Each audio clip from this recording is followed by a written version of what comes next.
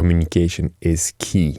Okay, I might be stating the obvious, but please bear with me. I'm not talking at all about being present on social media as and kind of self-promotion. I'm talking about real communication with clients. Maybe a little background. I'm making this video today because yesterday I did not master a single track. Why might you think this is a weird statement? The thing is, none of the tracks that I received was really master ready. For different reasons. Some had a way too high crest factor, some were very unbalanced in the low, some had issues with the clarity and the contrast between the kick and the bass.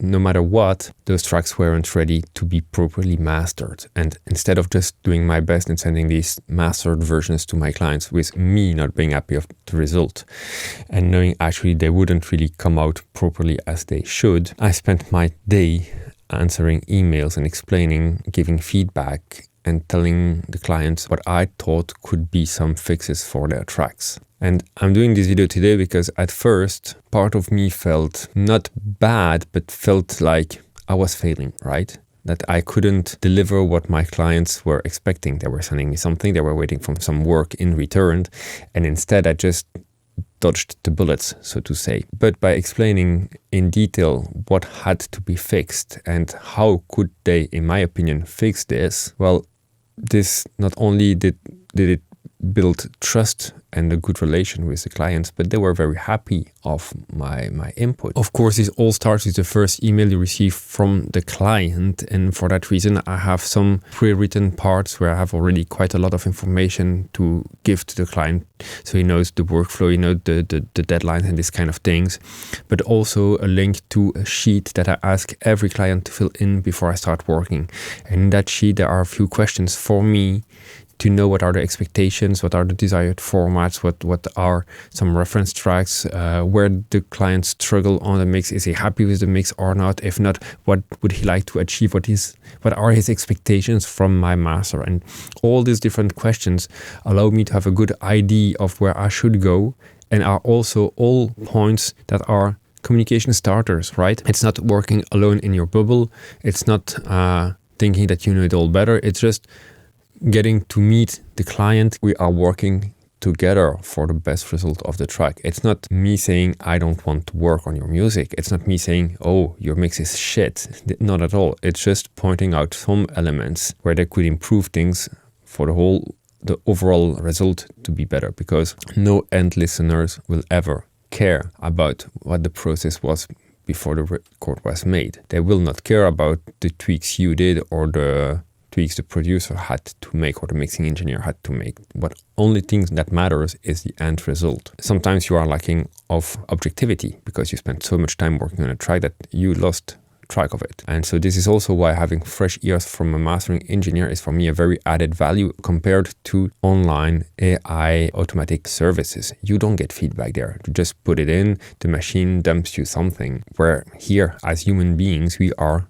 talking to each other. We are exchanging via email, and so I can point things out. And in fact, I even have one case here that the artist did a revision, sent it back, and yet it wasn't there yet. And I'm not saying this in a way that the artist has bad ears or can't work. The track is nice. I think the main issue here was that it's working.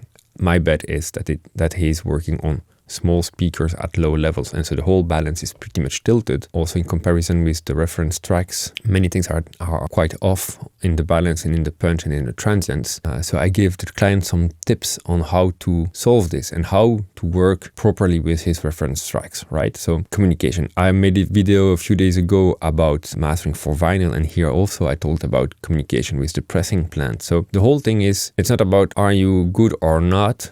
Of course, we all should always do our best to become better day after day. I'm training every day, I'm learning every day, I'm trying new tools every day. That's not a question. But what makes a great result is not only the tools and your knowledge, it's also that communication. You know, those kind of things where the artist might have lost perspective with many hours spent on working on one track, and the mastering engineer can have fresh ears on that work and give some advice. Of course, you can try to grab your tools, and you saw some videos already in this channel where I did some stem separation, and we have tools that allow us to go pretty deep, right? But before going there, this is like the fallback option if nothing is working, if the artist can't access to the mixing file, or for some reasons you have to work fast, revisions are not possible. I mean, there are plenty of reasons that could make a mix revision not possible, but this should be the latest option from all your options, right? So proper communication, it's not saying you should do that.